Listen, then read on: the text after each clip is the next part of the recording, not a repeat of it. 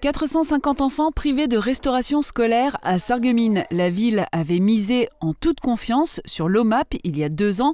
Aujourd'hui, la structure mosellane connaît une procédure de liquidation judiciaire qui doit être prononcée ce vendredi. Face aux risques liés aux normes et à la sécurité, la ville ne peut mettre en place de solutions alternatives avant le 13 avril prochain. Le chômage continue de décroître en Sarre, avec 6,4%. Le mois de mars est à la baisse, comme dans toute l'Allemagne. Une aubaine pour ceux qui maîtrisent un minimum la langue de Goethe. Dans l'Est, les frontaliers, actuellement à 95 000, devraient augmenter à 135 000 en 2030. Automobilistes, tenez-vous prêts, le contrôle technique change. Jusqu'à présent, les défauts constatés étaient mineurs ou majeurs avec contre-visite dans les 2 mois.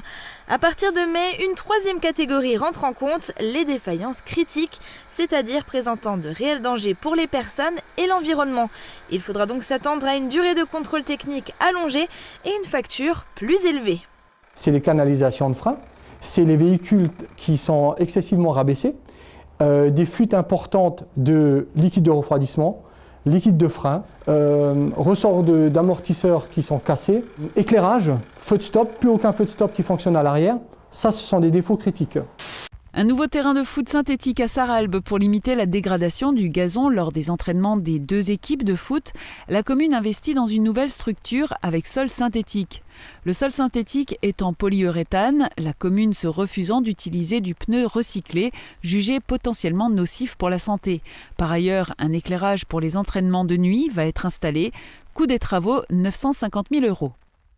La fête des enfants bat son plein au musée des techniques faïencières. Quelques 500 jeunes ont bravé la fraîcheur pour participer aux différents ateliers et ils ont eu raison.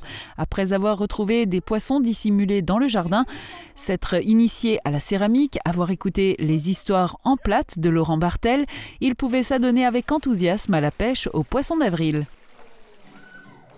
Une école de cyclotourisme sur route et VTT au Val de Guéblange. Cédric Huard et Jean-Claude Bure viennent de lancer cette initiative ouverte aux jeunes de 8 à 18 ans au programme maniabilité, éducation routière, cartographie, orientation, mécanique du vélo. La première sortie a eu lieu ce week-end. La nuit des guerriers pour une salle comble et surchauffée à Beach. 16 combats étaient au programme, dont 10 en semi-pro et professionnel. Le combat phare s'est disputé en fin de soirée. Le Beachois Yann Fat n'a laissé aucune chance au Messin Raph Fartès. Plusieurs femmes sont également montées sur le ring et offert de belles performances. Le mouvement gréviste continue, faute d'accord entre les 2 parties. Ce matin, les conducteurs de bus sont venus soutenir les cheminots à la gare de Forbach. Faire du bruit pour se faire entendre, c'est le mot d'ordre des grévistes. Aujourd'hui, tout le monde est motivé. On a tenu 1 semaine, on peut tenir encore 1 semaine. La Régie des transports se voit dans l'incapacité de répondre à la demande des grévistes pour des raisons financières. Pour rappel, les conducteurs de bus demandent 3% d'augmentation. La Régie répond que si elle accordait cette augmentation, elle devrait alors faire l'impasse sur la sécurité ou encore supprimer des lignes. Si aucune solution n'est trouvée, la grève risque donc de continuer. Le concert des lycées n'a eu de cesse de se réinventer. C'est aujourd'hui un véritable show, mêlant musique, chant, danse et théâtre.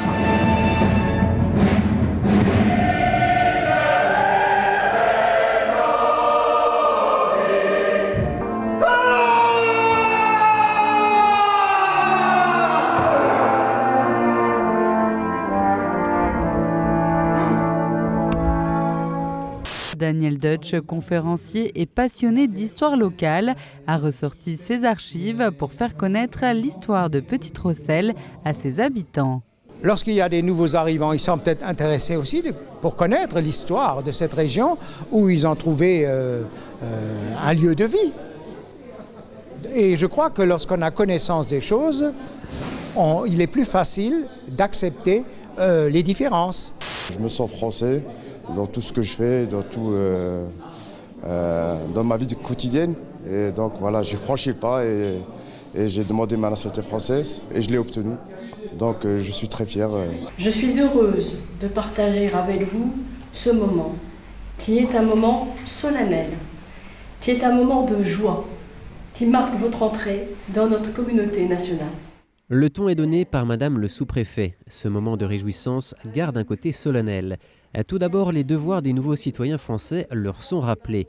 Respecter les lois, respecter ses concitoyens, payer ses impôts et participer à la journée défense et citoyenneté. Mais la France, c'est aussi des valeurs et des principes qui nous permettent de vivre tous ensemble. Il est très important qu'on préserve cette loi de la laïcité et que chacun la respecte pour qu'on puisse continuer à vivre ensemble sans se déchirer. Vous avez le même gâteau, mais on le divise à chaque fois. Donc c'est ça le problème. Parce que les habitants n'augmentent pas dans la région. Je veux dire, ça stagne plutôt. Alors que là, vous ramenez un grand centre comme ça, les gens vont aller peut-être pour, je sais pas moi, pour des habits. Ils vont en même temps se restaurer. Ils vont en même temps acheter de la pâtisserie et tout ça. Donc forcément, les centres-villes vont en souffrir, quoi. Le grand phare entraînera-t-il la fin des centres-villes? Pour le moment, les avis restent partagés. 23 octobre 2017, un incendie criminel ravage le clubhouse d'Ypelin. Le local est détruit malgré l'intervention rapide des sapeurs-pompiers. Les pistes de quilles sont inondées et impraticables. Depuis ce tragique épisode, les quilleurs yplingeois s'entraînent à Stirin-Wendel. En plus, Ypelin, moi comme je suis en même temps et président du club de Stirin et dans la fédération, je les avais déjà aidés à monter leur club à l'époque. Donc j'allais pas les laisser dans la panade. Les Stiringeois ne sont pas les seuls à leur venir en aide. Großbliedersdorf accueille la section loisirs. Les compétiteurs sont répartis entre les clubs de Stirin-Wendel et Forbach. L'équipe 1 joue en National 2, elle s'entraîne à Forbach. Les équipes 2 et 3 jouent respectivement en promotion régionale et division excellence. Ils s'entraînent à Stirin-Wendel. C'est un peu un choix tactique, quoi, parce que les pistes de Forbach sont encore un peu plus dures que ceux de Stirin. Donc parce que si la une descend, vu qu'on est une équipe derrière l'autre, donc c'est la une descend, donc tout le monde descend. Donc c'est pour avoir une chance en plus de pouvoir rester au moins dans la même division, de se maintenir, quoi. Les Yplingeois ont tout de même dû s'adapter à ces nouvelles infrastructures. Les poses de la boule ne sont plus pareilles, quoi. Donc les trajectoires, il faut à nouveau tout remodeler et tout se remettre en question, quoi. C'est un peu dur, quoi. Grâce à cette solidarité interclub, Ypelin ne devrait pas perdre de licenciés.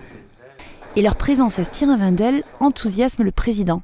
Nous, on a un petit peu moins de joueurs qu'il y a quelques années parce qu'on avait beaucoup d'anciens qui sont partis à la retraite. Là, on a des jeunes qui arrivent mais qui ne sont pas encore formés. Donc ça permet d'avoir de nouveau énormément de monde, on va dire, pendant lors des entraînements. Et forcément, ça crée une ambiance fantastique, quoi. Cédric est très impliqué au niveau de la fédération.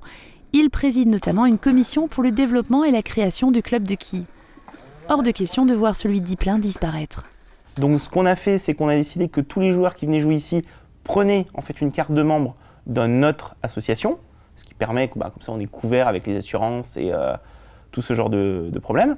Et en même temps, ils peuvent garder leur étendard, c'est-à-dire qu'ils jouent pour le club de quilles d'Ypelin en championnat. La morale de l'histoire, face à l'adversité, l'entraide gagne toujours.